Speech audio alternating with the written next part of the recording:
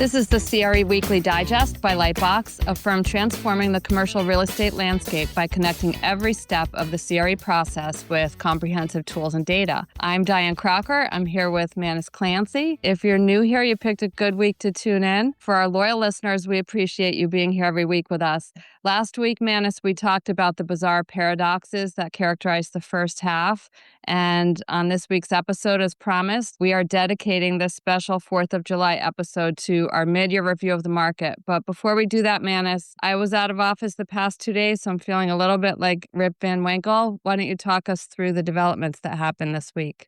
We're certainly talking about a short week, with Friday being the early celebration of the July 4th weekend, July 4th being Saturday. So I think a lot of people have headed for the mountains or the beaches already. I think traders and money managers, once they got past that 6:30 end of quarter tying up the loose ends, they probably got in their SUVs and started heading to the vacation spots. So not a tremendously busy week this week, but a couple of things we could point out. We did get a really nice dip in the 10-year Treasury yield late last week and early this week. We got as low as about 437, which was down from about 455 a week or two ago. That was nice to see. We saw oil prices hit pre-war levels, settling in that high $60 range. We feel good about that. Gas prices have come down. Hopefully that means better CPI prints are on the way, better inflation numbers, less pressure on the Fed going forward. We also saw some new records in the equity markets this week, but that dip in the 10-year was reversed over the last day and a half or so. We're back up to 446 today, certainly not moving in the direction we want to today. In the equity markets, we saw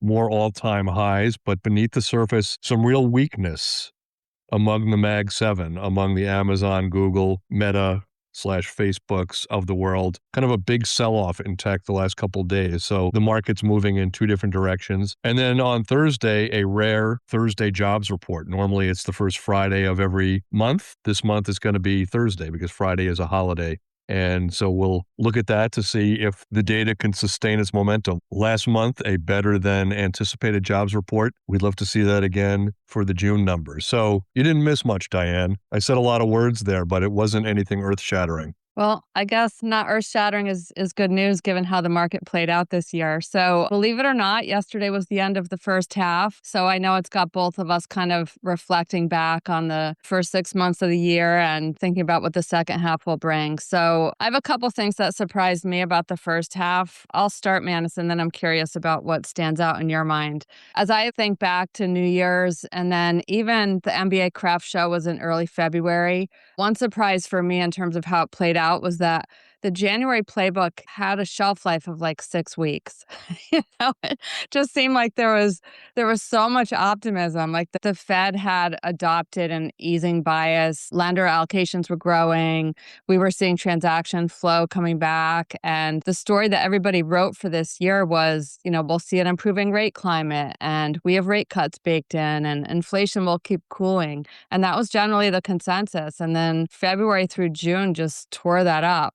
Inflation came in hotter than anybody modeled. Nobody saw the war in Iran, and rates didn't just fail to fall, they went the other way. So you talked about the 10-year getting down to 4.37. The high point was May 19th. It was at 4.66, I believe. And suddenly nobody's talking about cuts anymore.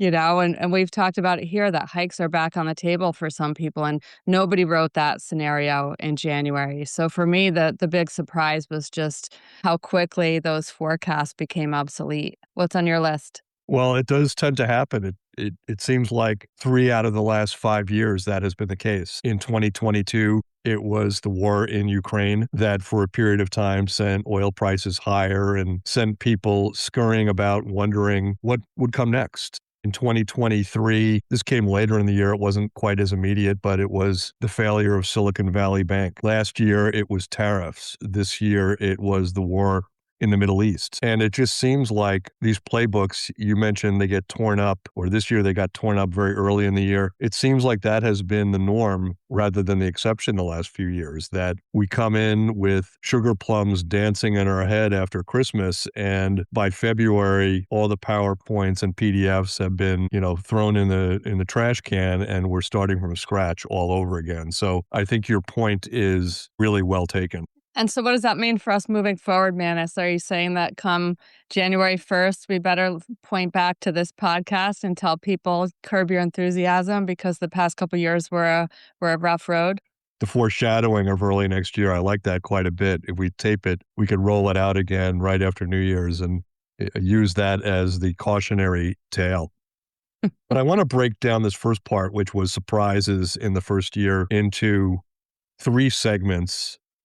One kind of more macro financial, one more lender based, and one more CRE specific. And I'll start with the top down, which is the broader outlook. And I think the biggest surprise there, obviously the biggest surprise over the first half of the year, was that we went to war in the Middle East. Right. Nobody had that on the bingo card late last year, early this year. But the biggest surprise from the top down was that the equity markets didn't even blink. In 2025, when tariffs were announced, we saw a correction/bear market for a short period of time after Liberation Day. This year, it was hardly a speed bump, and we saw record after record for the NASDAQ, the Dow, the S&P 500. We saw extraordinary run-ups in certain tech stocks, especially those that were chip makers or suppliers of compute capacity for the big AI firms. But who would have guessed that with the 10-year up 75 basis points, with weak consumer confidence, with weak home builder confidence, with doubling of oil prices, that we would have seen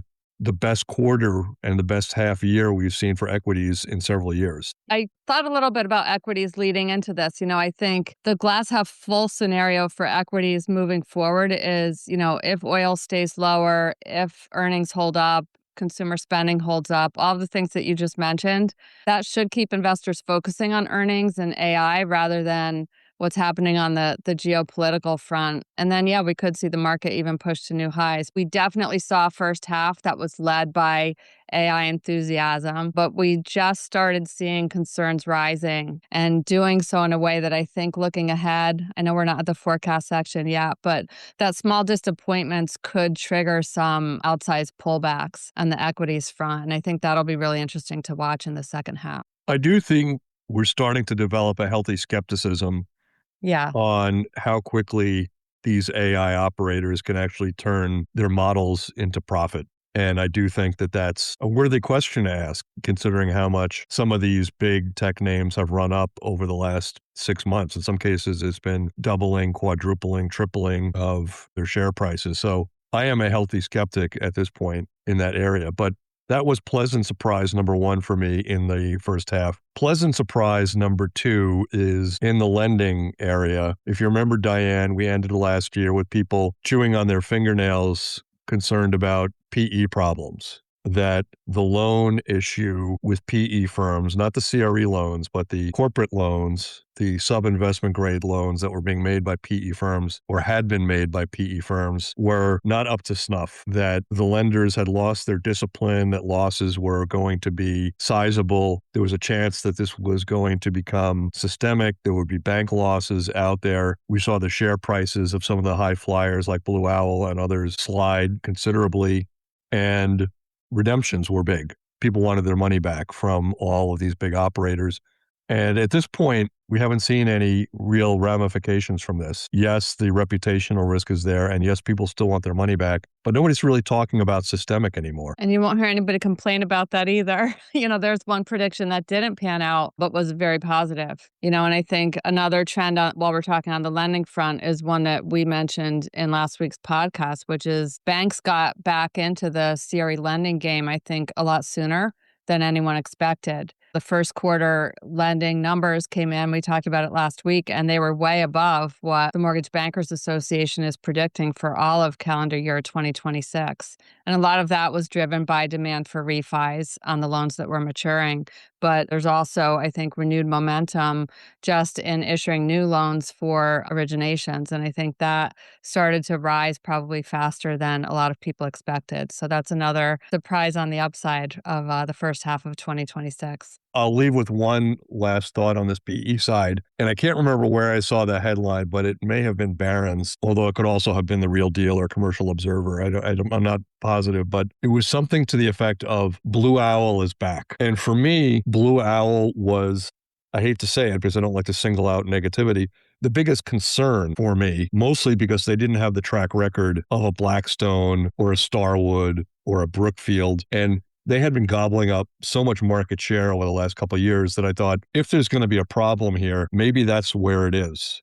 And instead, not only did it not become systemic, now we're seeing a headline which says Blue Owl is back. They're back to playing offense, and the reputational concerns are behind them. And I talk about my bingo card being empty. That's another one I didn't have, right? I didn't have equities holding up in the war. I didn't have PE resilience being as strong as it was. So by the end of this first segment, you might find out that I don't have any things covered. So you're saying that Blue Owl was your canary in a coal mine? Not to disparage Blue Owl at all, but they were the ones that you had the most opaqueness with because you didn't have the track record.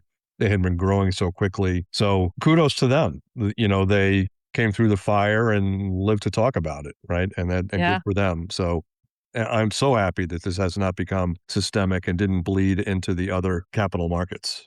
Yeah, for sure. What else is on your ledger for surprises of the first half? The last one is the biggest and best surprise was the Knicks, right? We knew the Knicks had a good team, but I'm not sure that their odds of winning the title was more than 10% heading into the new year. And yet they won the title. So that's my biggest, most pleasant surprise. But on the CRE side, it tethers back to the equity side that if you told me in February that the 10-year was going to go up 75 basis points, that there would be war in Iran, that oil prices would double, I would have said lenders would be racing for the exits. We would have a liquidity problem, that sales and refinancings would largely dry up and people would take their chips and go home or take their ball and go home. And that did not happen at all, right? We got category 5 headwinds. And yes, while activity was slower in the second quarter than it was in the first quarter, the slowdown was marginal, right? It wasn't this dry up that I would have thought when you were facing category 5 hurricane winds. Yeah. And it's, and that brings me to one of the surprises I had, which I know that you've written about in your weekly commentary too, is that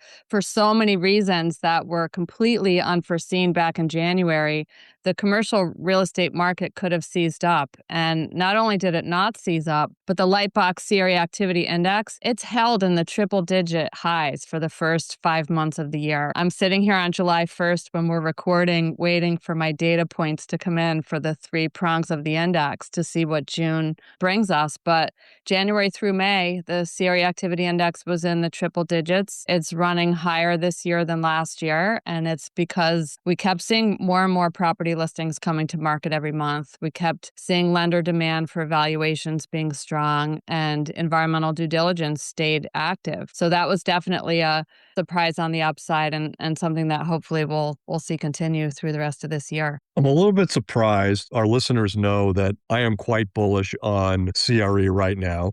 I try to really look at the segment with a jaundiced eye all the time, but I don't see any reason right now to be jaundiced. I'm a little surprised that there aren't more people as optimistic as I am, considering that we've come through so much. And now that some of these pressures are easing, that they are not as upbeat as I am about the second half. So on that note, why don't we switch gears and start talking about our forecast, Manus? That sounds great. One metro story is very different than another. You had Richard Hill on as a guest, and he really characterized Midwest markets as, what did he call them, Manus? Flyovers? That's that right. Investors tend to fly over them and not really pay attention to them. For years, in watching these metro trends, everybody was talking about Sunbelt metros, that there's been this migration story that's keeping Sunbelt metros in the crosshairs of investors. And that's basically been gospel since 2021. and investors were flocking to Austin, to Phoenix, the usual suspects. But the data is pointing to the fact that Sunbelt migration is decelerating faster than a lot of models predicted. And we've got multifamily markets in some of those that are dealing with a lot of excess supply. And now we're just starting to see the signs of secondary metros in the Midwest. I'm talking about Columbus, Indianapolis, Milwaukee. Our data on the phase one environmental site assessment side is seeing stronger growth there than in some of the Sunbelt metros. And environmental due diligence happens before big deals, before big loans. So it's really interesting to me that we could see the second half bring a moment where those more boring Midwestern metros or secondary metros start to outperform the ones that were really the star of the show over the past couple of years. That wouldn't surprise me in the least. I think these markets you're talking about didn't have the run up in 2022 and 2021. So people are buying them or have bought them at lower bases. And you haven't seen the flock out of these markets that perhaps people were predicting. So I like that prediction. I think that that's a really good place to start. I wonder, and this is just kind of me speculating, I do think that we saw this wave of people during COVID flocking out of the Northeast, places that were cold with long commutes. They didn't want to go into downtown offices anymore, to the Southeast and Southwest. I wonder, and I'd love to hear your thoughts on this, if we're on a cusp of another mini boomlet of this behavior, but it's not showing up yet. You know, we talked last week about Morgan Stanley moving some of its headquarters to Texas. We've talked about the billionaire tax in Seattle. We have a socialist mayor in Seattle. We have a socialist mayor in New York. We talk about the quality of life issues in Los Angeles. And it makes me wonder if a year from now, we'll see some of the ramifications of this, that between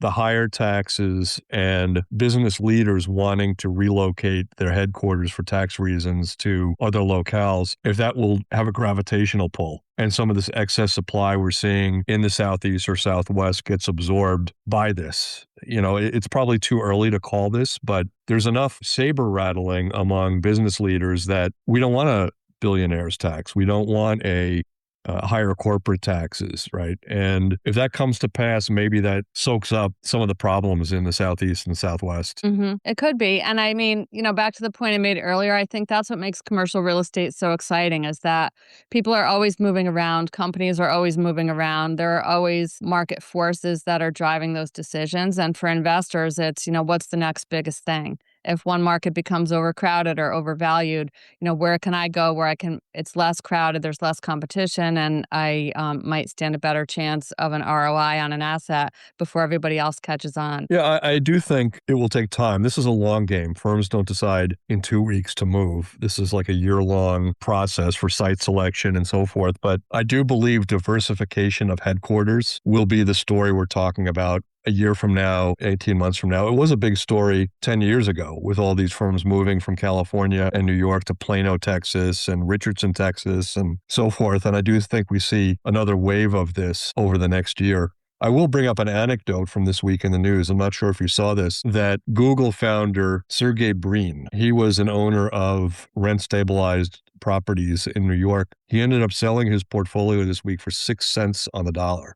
And we've known this for a long time, that rent policy in New York is you can't hike rents, therefore nobody can make a profit, therefore the building is not in demand, and because profits are not being made, the building is allowed to decay. The physical plant gets worse and worse and worse. So for many years, we've heard stories of loans or properties being sold for 40 cents on the dollar, 45 cents, 35 cents. This is a new low for me. Breen, who probably has money to burn, I suppose, taking a 94% loss on his portfolio of rent-stabilized properties in New York. That's pretty incredible. I did not see that headline. So do you think it'll trigger more deals like that? Sign of things to come? Well, certainly it's a new low for the market. And I do think, right, at that point, even for people that are skeptical of the market, you might have bottom fishers come in and buy. But I was thinking about it more from this perspective that, he has seen firsthand what can happen to property values and quality of life and so forth in New York. And, upper Northwest guy, right? I think he's already moved out of the Seattle area, but it could influence his decision. Like, do we move more people from our firms into places that are not quite as low in the quality of life spectrum or high in the tax spectrum? Mm-hmm. Yep. Very true. All right, what else do we have on the forecast front? So nobody's going to be surprised by my forecast because I've been talking this way for several weeks. I am bullish on CRE in the second half of the year. The narrative goes this way, that the piece holds. Oil remains somewhere between $65 and $75 a barrel, that we get some very favorable inflation prints in the second half of the year, that bond yields begin to fall, and that unleashes even more momentum in the CRE markets than we saw over the first 6 months of the year. Capital costs come down. Borrowers think the time is right. I'm back to a point where we were in February in terms of borrowing rates. And I think we see the market take off. That's in the CRE side. On the equity side, I'm probably not as bullish. I think that at some point in the next couple of months, we will see a sizable equity sell-off. We'll see some kind of dip or correction, largely because I don't think CRE values have gotten frothy. Activity has stayed high, but values haven't gotten frothy. I think in the equity side of our world, AI valuations have just gotten to .com level bubbles at this point, and I think a reckoning probably has to happen at some point. Let me ask you this. Go back to your CRE forecast. So we visualize your forecast as a big Jenga tower. What's the wooden peg under which that would have to come out for your forecast to fall apart? Would it be that the war in Iran peace deal doesn't take shape? Would it be that the Fed comes back and surprises everybody by hiking rates? Like, what's the biggest if in your scenario where if it doesn't play out, the forecast falls apart? It's funny you should say that because I was reading CNBC before, and Warsh is on the front page today, Fed Chair Warsh, talking about inflation being too high, and that's leading people to think rate hikes are on the table again. I'm a little surprised by that. I'm surprised he's not talking about give this 30 days with falling oil. You're not going to be talking about inflation being too high in a few weeks, but we'll see. But to your point, what are the Jenga pieces that would change things? Certainly the war becoming more belligerent again, and oil going back to $100 a barrel, that would eliminate a lot of the good feelings I have right now, without a doubt. With the current administration, there's no telling what happens next, right? We didn't see the tariffs at the levels we thought when they were announced. We didn't see a war in Iran on the bingo card. So there's always that threat of the unknown. And then I think the third biggest thing is the election in November. Yeah. That if we saw something where Democrats ran the table, and part of running that table meant there was going to be a big push for more spending, another round of impeachment efforts, I think you'd see the markets react poorly, especially if spending was a big part of the equation, which I think it would be for Democrats. That would also concern me. But I think it would take a real Democratic wave to make me alarmed. My predictions were more granular than yours. I think on the office front, I do think we'll continue to see transaction activity heating up at the top end. I was really surprised at how fast recovery happened in the office sector. And certainly we've talked about here, it's still not broad. It's very, very uneven. But we've seen big office deals in the transaction tracker data from your group, where some of the top 10 deals of each month are office, 3 or 4 out of the top 10. And some of them prices have actually appreciated versus prior. So that was a happy surprise, I think, this year. But I also think at the other end, we're going to see more office to resi conversions, where that really starts to go mainstream. I think a lot of the things that we've talked about here this year have shown that office to resi projects have really advanced from test cases to really proven test cases where they're going mainstream, and that adaptive reuse is making investors and developers a little bit more comfortable than it would have been just a few years ago. When I think about commercial real estate, I agree with a lot of what you said in terms of the optimism, and certainly our data here at LightBox supports that glass half full or bullish scenario. My biggest Jenga piece is definitely the war in Iran, just because I think that affects everything else. And if that were to fall apart and oil prices stayed high, the detrimental impacts of that would ripple through everything that impacts commercial real estate. So that's by far my biggest Jenga piece. So let me ask you about this potential Jenga piece, and if you have any instincts on this front. I almost used this as my Jenga piece, but decided not to. But I think it's worthy of discussion, and that is the jobs market. We saw kind of anemic job creation late last year, early this year. It's come back to some degree. We're certainly not in that 200 to 300,000 per month that we love to see during an expansion. We're kind of more in the 100, 125 range. But there's a lot of talk about AI and layoffs and uneasiness in the jobs market. Is this something that shakes the foundation over the next 12 months, or do you think that we just keep muddling through, or is it too early to tell? Well,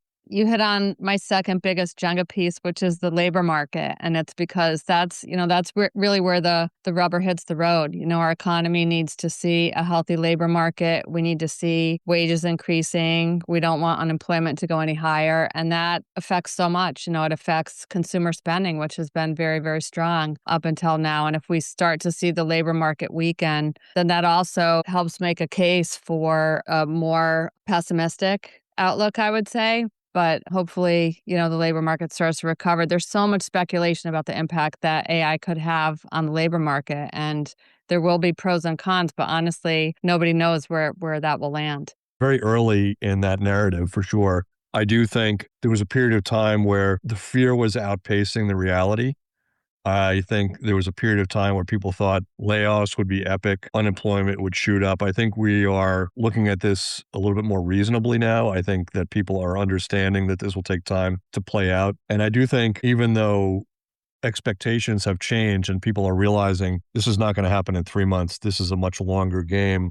I do believe it's going to be an even longer game than people think. It's one thing to be, pulling up chat and saying, do this for me. It's another thing to replace a 400-person call center with something new that is going to work every single time and give the right answer every single time. So I do think this will be played out over more like a 5-year horizon, not a 5-month horizon, but time will tell for sure. Yeah, I totally agree. And I'll add something to that because it was more of a soft prediction that occurred to me as I was walking the dogs this morning. Just thinking about AI and the conversations this year about data center investment, which is going like gangbusters, obviously, and the speculation that we just talked about in terms of AI's impact on the broader labor market. But it seems like there's kind of this quiet counter trend too that's a little bit softer, which is, as we forecast what AI might mean in terms of reshaping office demand and data center investment, there's another story that's kind of getting less airtime, but people are talking more and more about it. And that's just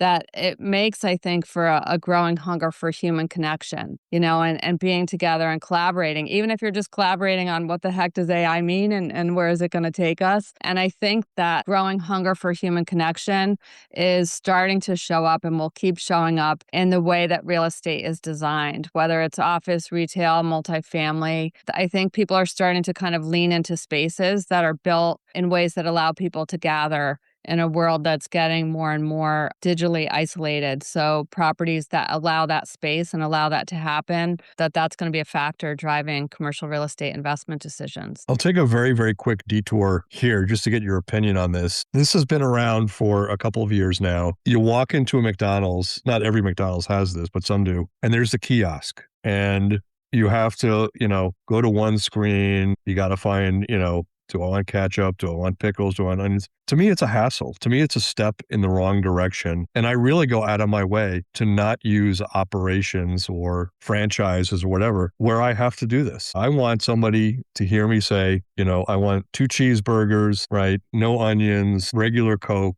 large fries. I don't want to be sliding around. I do that all day. I'm on a computer all day. I don't want to have to do it, in a McDonald's. I don't know how you feel about this. So you prove my point that human connection matters.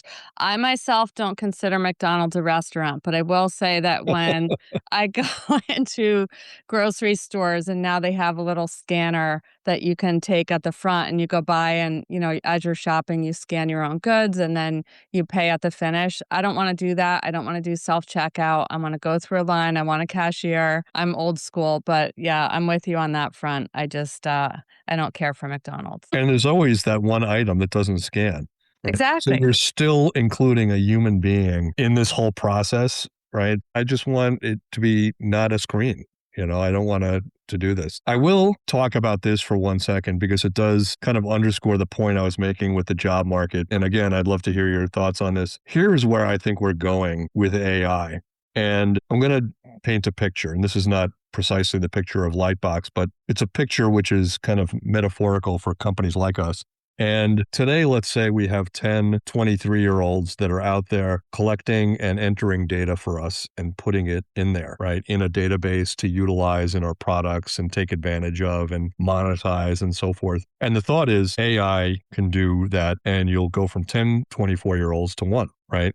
And you'll lay off 90% of your workforce. And there's something to that, for sure. But the way I look at it is more this way, that because of AI, we're going to be collecting 10 times more data than we ever did. And so these 10, 24-year-olds that we have, they're no longer entering data, but you need one person, one human being to just look at the additional 90% of the data that you're doing. So those 10 people, instead of collecting data, they're looking at output, but you're collecting 10 times more than you ever did before. So it's the same number of people. It's just a different task. That was actually a prediction that I had in my mental list, is that where you will see growth is with the data scientists, especially in a market like this where it's so differentiated and there's more and more data out there, as you mentioned. The investors, I think, who win in the second half are going to be the ones who have those strong data scientists on their team who are analyzing not just data, but the right data at the asset level, instead of leaning in on a macro story that the market's learning has proven unreliable this year because rates haven't come down yet and all of the other forecasts that people made back in January that didn't play out. The data becomes that much more important. And if there's more and more data, then you need more and more people to help you make sense of it. As an organization that's done a lot with AI over the last 2.5 years, building models and commercializing them and putting extraction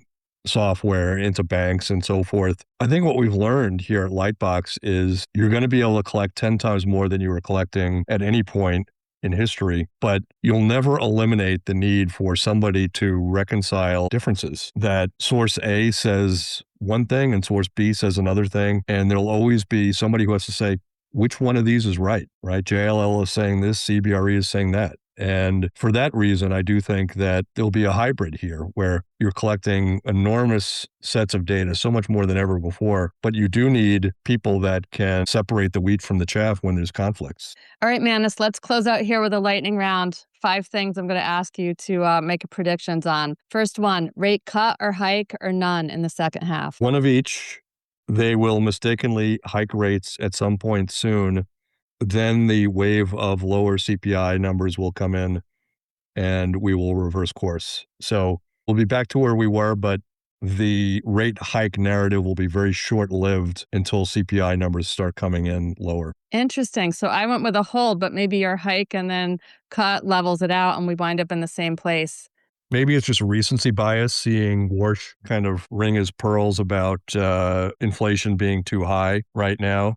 As I said, I think we're going to see a complete reversion now that we're at $68 oil, and inflation and all its ugly permutations driven by energy are going to reverse in the second half of the year. But that may not be enough to keep the Fed from making a mistake in the next 2 or 3 months. So second part of the lightning round is lending increase year over year in 2026. What's your prediction? I think we're going to see a terrific second half for lending. I think it's going to be our best second half since 2022 or whenever we hit the maximum velocity during the COVID period of time. And I do think that we will revert again. We will revert to those pre-Iran war numbers in a way where people will say, this is great. We're back to February, hit the bid, refinance, take advantage of where we are now. Yeah, agreed. And part of it is because we have so much refi need driving volume, but it'll probably concentrate in sectors that have real income growth, industrial, data centers, multifamily. All right, transactions. What are you seeing year on year for 2026? More of the same. I think that because I'm anticipating rates being lower, I think when people start seeing the cost of financing coming down, more deals will pencil. And I don't think we get into that peak 2022 euphoria that we saw where people were throwing money at value add projects hand over fist. But if we're at 125 now with the Lightbox Activity Index, I see us 135, 140 by the end of the year. I see a nice, respectable, but not euphoric increase. Mm-hmm. Yeah, so the index was 126.6 in May. We'll have the June numbers next week. It was 86.7 in December. That's because we usually see a seasonal dip at the year end. So for December, I'd put it at probably in the range of 98 to 100, which would still put it 15% above where it was last year. I think the triple digit trend will continue certainly over the near term, but our listeners can tune in next week to see where we land with June. All right, last lightning round question, Manus. Where do you think the 10-year will land at year end? Well, I'm going to revisit my last prediction first very quickly. We do see that December dip. So I'm going to say we hit 140 in the fall, but we do end up sort like in that 120 range, that we do have a December dip. So if we're going to go back and revisit this, I have to be very, very precise. On the 10-year, I think we're in the very low fours, 405 to 410, something like that. I'm not so bullish that I think we get the 375. I think that these CPI prints will start in August and September, and it'll take time for the market to understand this, that inflation is really back to that 2.5% number that we saw before the war started. But I'm thinking like 405, 410. And I'd be happy if it were just operating in a more narrow band of less volatility, because I think that's what really threw the market for a loop in the first half. So I'll take that. But even a 425 is terrific considering where we peaked. Yeah. Right? Nobody's going to be disappointed if we get back to 425 and risk premiums stay where they are. Yeah. All right, Manus, well, we usually end with a slice of life, but let's end with a crazy second half prediction on any topic. What do you have? Well, you know me, I'm a simple man with simple dreams, and, I'm very happy eating my McDonald's hamburger, buying my clothes at Kohl's, not at Saks Fifth Avenue. I'm a hat and t-shirt guy. So you knew this is not going to be something, deeply thoughtful about humanity or the future of technology. The Giants are back. The New York Giants are back in the playoffs this year. How did I know it was going to be sports related? Well, you know me. I'm a simple guy. I'm chips and salsa and a cold beer, and what you see is what you get. I love that. Mine is that Taylor Swift accidentally becomes the most important economic indicator of 2026. My goodness. We didn't even talk about the fact that she might get married this week. I know. Rhode Island is all abuzz. There are people camping out outside of her piece of real estate in Rhode Island, hoping that today's the day. And that's been happening for weeks now. And they're also talking potentially Madison Square Garden. So there's all these rumors out there. So Dianne, what are you wearing to the wedding? I don't know. I'm not on the guest list. Oh, I'm sure somebody of your stature. I could be a wedding crasher like that old Owen Wilson movie. That was a very funny movie. It was. All right. Well, that brings us to the end. So thank you to our producers at Bruning Media. Be sure to join us next week as we break down the latest headlines and share the LightBox CRE Activity Index for June. You can listen on all your favorite podcast platforms and send your comments or questions to podcast@lightboxre.com. As always, thanks for listening and have a wonderful 4th of July long weekend. Let's go.